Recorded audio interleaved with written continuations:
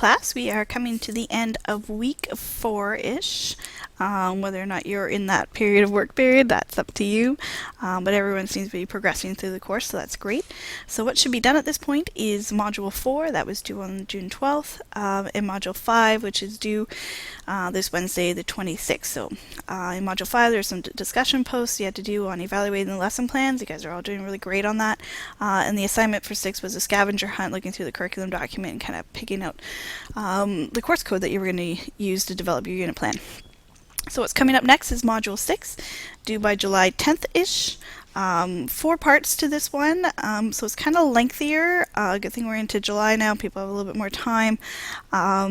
Just take your time with it. Don't try and sit down and do it all at once. It is a lot of heavy reading and reflecting, so take it piece by piece. And then the final assignment for this one is also large because it's a lesson plan. Alright, so this one's kind of a bigger module. So it's about your professional knowledge, this module. Hopefully social psych anthro, one of these is your actual major, but it might also be your minor.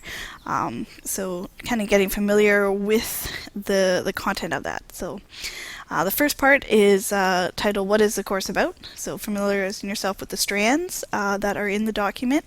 There's a note there to do it in partner work, but you can certainly do this alone if you need to. By all means, it's more challenging online, but given the summertime too, people have different timetables, so just forge ahead. Try and pick the course code that you're going to be using for your unit plan, is that what I'd like you to try and do. What this does is you have to create a course outline, so you really have to kind of deeply think of all the units that you would do and everything that you would teach in this course. You submit it in the discussion area.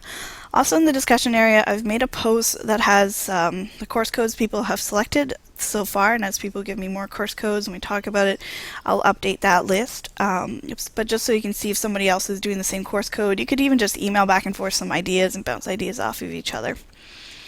Part 2 is how am I being marked? So A&E, assessment and evaluation. Think deeply about this, alright? So what kind of assessment are you going to give the students? What are the bigger evaluation tasks? The evaluation tasks are going on Markbook, going on the report card. Assessment, things you're doing in the class, things that you're noting, things that will help them achieve better on their evaluation. Respond, reflect, discuss. Part 3, what are we learning about today? Yourself as a teacher and your own planning. Yes, you have to look at the dreaded lesson plan, which is connecting to assignment 7 where you actually have to create a lesson plan. So respond to it in the discussion posts, go through that reading. Part 4, higher order thinking. The really important thing here is the so what. Especially millennials, so what? What should the students be thinking about today? What's the important part you're trying to drive forward? So what? At the end of the lesson, so what? What have they learned? What have they done?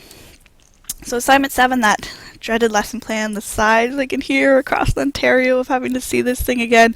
But as many of you mentioned already in this discussion post, it is good and it brings you through all the processes, and it's buried in your brain and it becomes part of your pedagogy to think about it every time you sit down to plan.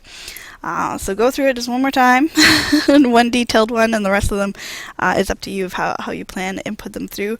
But I like to have a standard so everyone's filling in the same boxes and it's easier for me to evaluate. So make it a good one too. Please don't make it a work period lesson plan that they just go to the lab and type something up.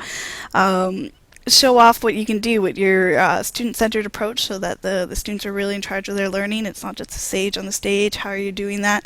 The so what at the end, what have they actually learned? Your differentiated instruction, technology integration. Make it exciting. Make it something you wish I was coming into the classroom to see that day kind of lesson plan. Okay. Also in the course, hopefully you have checked out where the My Grade section is on yours. Of course there's nothing on mine because I'm not getting graded. But as soon as I mark something or evaluate something, you should see a little feedback button pop up. So in this section, so again on the left hand side of the menu, click My Grades.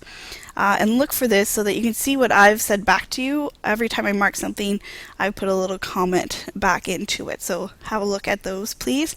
I try not to comment too much in the discussion boards on purpose, just so, because all you have to respond to somebody else's, so I don't want to take the thunder away from someone else. But if I see something warranting discussing, then for sure I'll post in there. But just so you know, I am reading them all. I just